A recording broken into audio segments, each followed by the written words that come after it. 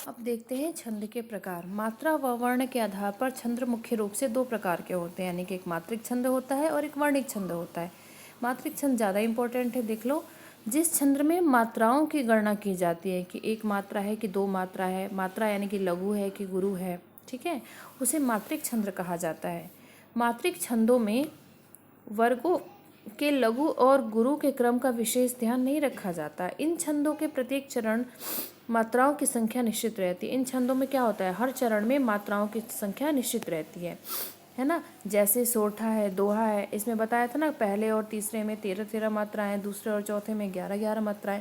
तो इनमें क्या होता है, इसके प्रत्येक चरण में मात्राओं की संख्या निश्चित रहती है।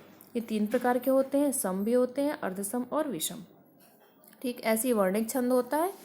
वर्णिक छंद है जिन छंदों की रचना वर्णों की गिनती के अनुसार होती है, यानी कि वर्ण काउंट किए जाते हैं कि एक वर्ण है, दो वर्ण है, ठीक है, मात्रा नहीं देखी जाती है, वर्ण देखे जाते हैं, ठीक है, तो उसे वर्णिक छंद कहते हैं। ठीक, अब आपके पाठ्यक्रम में कौन कौन से छंद हैं, सोरठा और रोला।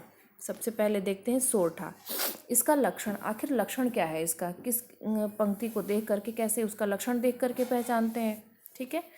तो लक्षण, तो ये क्या है लक्षण, यह अर्धसम मात्रिक छंद है, मात्रिक छंद है ये और अर्धसम है, ठीक है।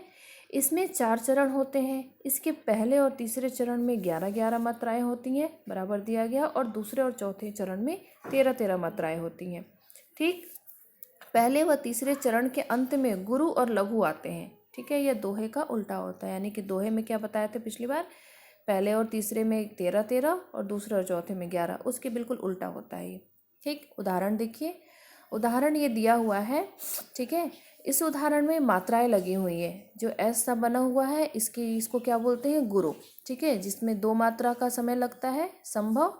ठीक, भ व ये एक डंडा डंडा सा लगा है, इसको बोलते हैं, ये जो चिन्ह लगा है एक बिल्कुल उसका विराम जैसा, तो क्या है ये है लघु, ठीक है।